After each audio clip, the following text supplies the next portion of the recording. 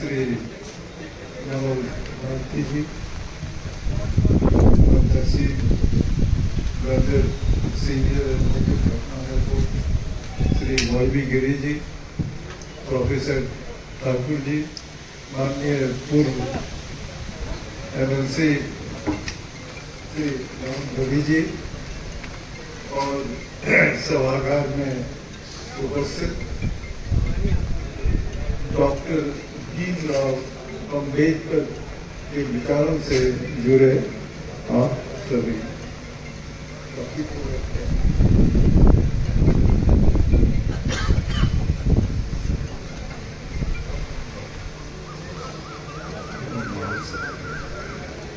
पूर्व वक्ताओं को आपने सुना। आज हम लोग यहाँ एक महापुरुष की जयंती मनाने इकट्ठा हुए हैं। यही नहीं, आज पूरे देश में और विदेश में भी डॉक्टर भीमराव अम्बेडकर की जयंती मनाई जा रही है। प्रश्न उठता है कि हम क्यों महापुरुषों की जयंती मनाते हैं? क्या ये उत्सव मनाते हैं? समझना होगा, दुनिया को ठीक करने के पहले स्वयं को ठीक करना पड़ेगा। Charity begins at home. संभवतः रोज महापुरुषों की जयंती हम मनाते हैं। कभी गांधी जयंती, कभी तुलसी जयंती, कभी नेहरू जयंती। शायद ही कोई दिन होगा जिस दिन हम किसी की जयंती या पुण्यतिथि नहीं मनाते हैं। लेकिन उद्देश्य क्या है? उद्देश्य एक ही होता है कि व्यक्ति की मृत्यु हो जाती है, शरीर नहीं उपस्थित होता है, लेकिन विचार के मृत्यु नहीं होती है।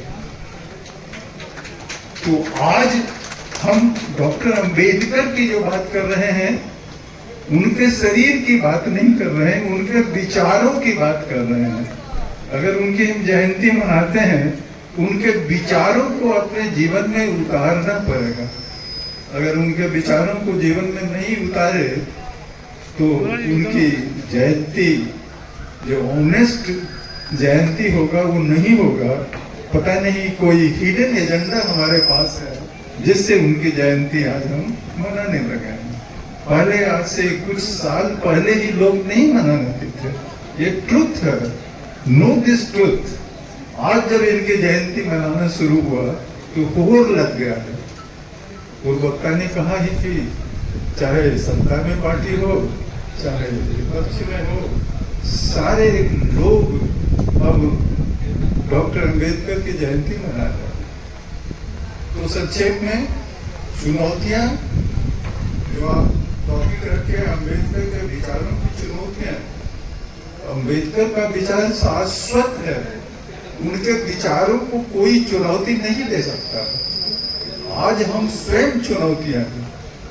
अगर आप इतिहास पढ़े हैं तो अंबेडकर जी जिस काल में पैदा हुए थे, जिस परिवार में पैदा हुए थे, क्या स्थिति थी उनकी। संघर्ष चाहे जैसे भी हो, उन्होंने किया। 4 सब्जेक्ट्स में PhD लिया, देश के लॉ मिनिस्टर बने और फादर ऑफ कॉन्स्टिट्यूशन भी बने। आज आपके सामने तो ऐसी स्थिति नहीं है। जब डॉक्टर अंबेडकर वैसी स्थिति में इतनी ऊंचाई पर आए तो आज आपके सामने तो नहीं है कोई उसकी स्थिति। आज जिस समाज की बात कर रहे हैं, दलित या कुछ, वो तो मैं I don't believe in Dalit, nobody is Dalit, this is my view. हम नहीं बिलीव करते हैं। तो अभी तो 10 PhD हैं उस एक परिवार में। जिस समाज की बात कर रहे हैं उस समाज के एक परिवार में 10 PhD है, IAS है, IPS है। What you are doing? एक अम्बेडकर तो इतना कर दिया। पूना पैक की बात करते हैं, चाहे जितने दिनों की बात करते हैं। आर.के. मिश्रा ने ठीक कहा, ऐसे अम्बेडकर जी को गांधी जी से नहीं पढ़ता था। लेकिन आज तो आर.के. मिश्रा बुला रहे हैं कि दोनों का बिंदु का दोनों मिला के चलेंगे। तो नेचर कोई व्यक्ति नहीं होता है। अब डॉक्टर अंबेडकर की बात आगे करें थोड़ा सा, तो क्योंकि मेन कंसर्न कॉन्स्टिट्यूशन बनेगा कि मैन मेड लॉ।